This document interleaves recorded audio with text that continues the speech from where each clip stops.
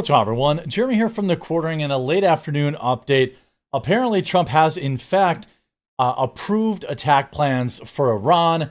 America has now issued some evacuation orders to its citizens in Israel as things appear to be heating up. And the hopium that I had that we were not going to get involved in this is fading quickly. Now, the best I can hope for at this point is for Iran to abandon their nuclear program, which is what Trump is saying is the only thing holding them away, holding off the attack.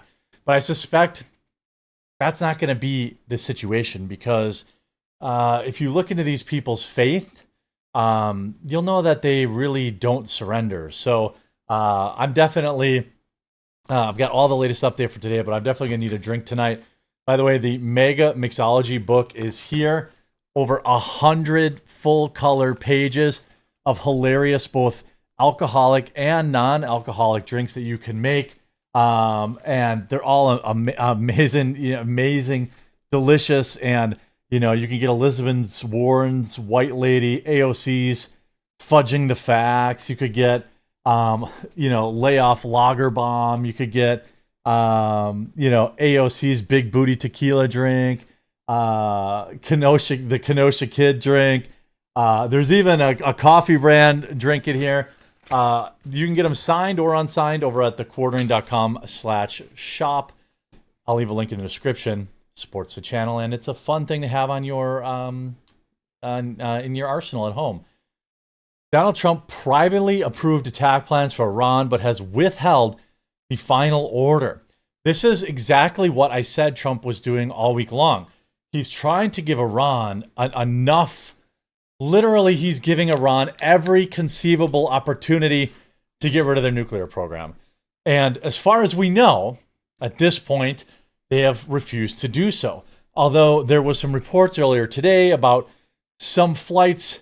In fact, Donald Trump this afternoon in the White House said that Iran wanted to come to the White House to negotiate. Look at this clip. This is from this afternoon around 3:12 p.m. Look, they should have made the deal. I had a great deal for them. They should have made that deal. 60 days we talked about it, and in the end they decided not to do it, and now they wish they did it.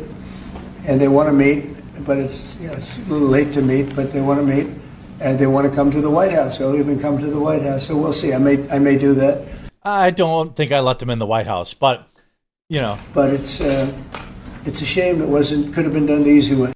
This is exactly what I said. Sorry, Luke. This is exactly what I said all week long on the show, that Trump was trying to apply maximum pressure and still give them a way out.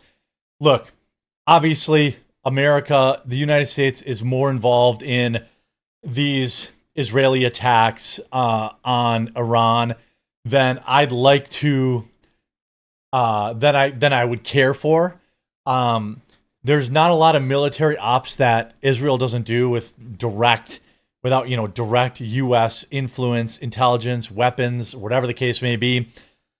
But this is, I think we're reaching kind of the point of no return. I'm sure Trump's not going to let them, go on forever. And also, I don't think Trump's going to, I don't think Israel's going to wait. It appears that Israel basically does whatever the hell they want. They've got most of the U.S. government by the short and curlies, in my opinion. But at some point, Trump's going to, I don't know what he's going to do. I'm hoping if he does anything, it's literally only the nuclear facility and that's it. Even then, it feels gross and I don't really want to do it because I don't trust the information. We were told with a straight face all these things about Iraq, that a lot of it didn't end up being true, in Afghanistan, and about who was really on those planes that day, and they ended up being from Saudi Arabia, not Iraq or Afghanistan, but for some reason we were there. We've been lied to so much as the American people, it's hard to, as much as I trust Trump, it's hard for me to, I'm giving Trump the benefit of the doubt, but now as he's in the Situation Room, there's a meeting underway.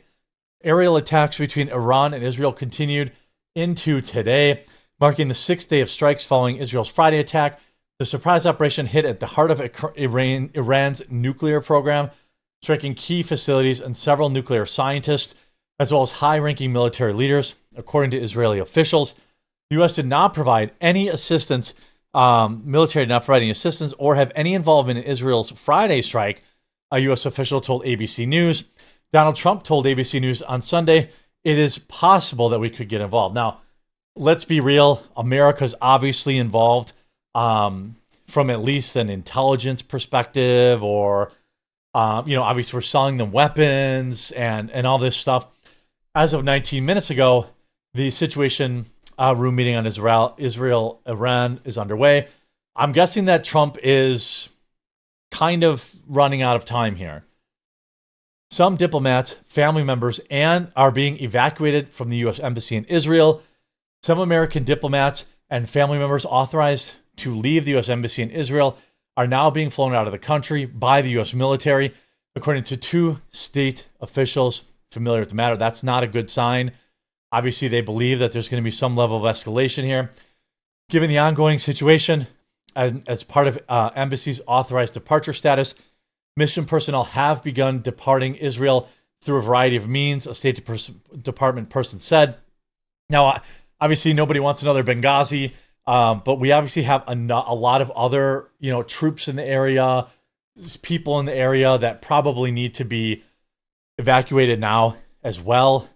Those airlifted out today include chief of mission personnel, and more military evacuation flights are expected to take place in the coming days. That means they expect things to heat up, or they're at least preparing for things. There's a lot going around in the news about, like, hey, these B-2 bombers are here or there, or we're moving this here or there. A lot of that is just preparing.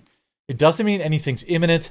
Now, if Iran does not stop their nuclear program or agree to, then I don't see any other option now. Trump's going to strike them.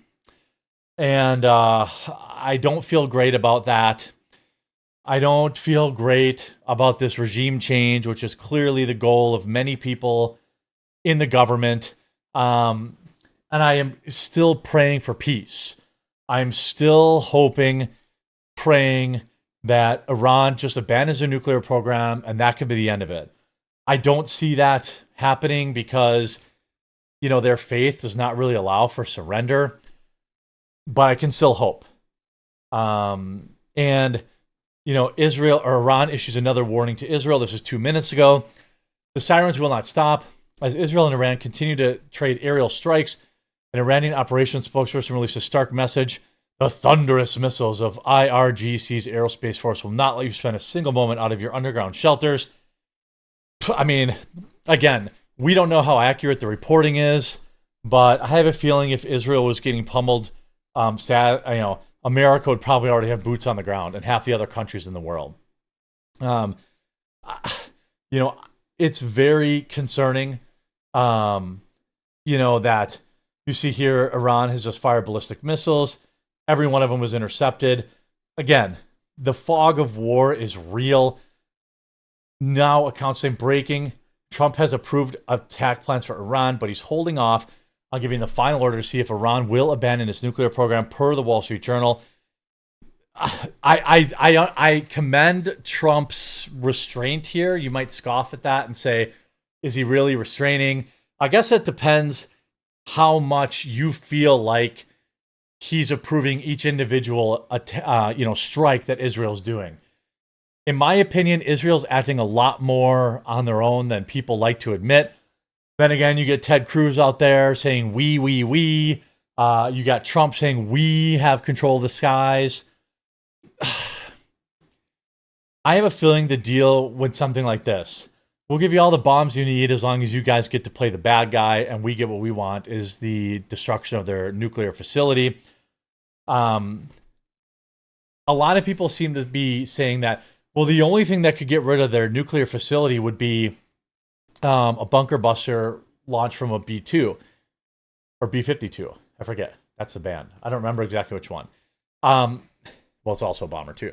But that's actually not true. Israel could certainly put boots on the ground and go in there and wire the place up and detonate it. Let's not forget that we don't know exactly what's in that mountain.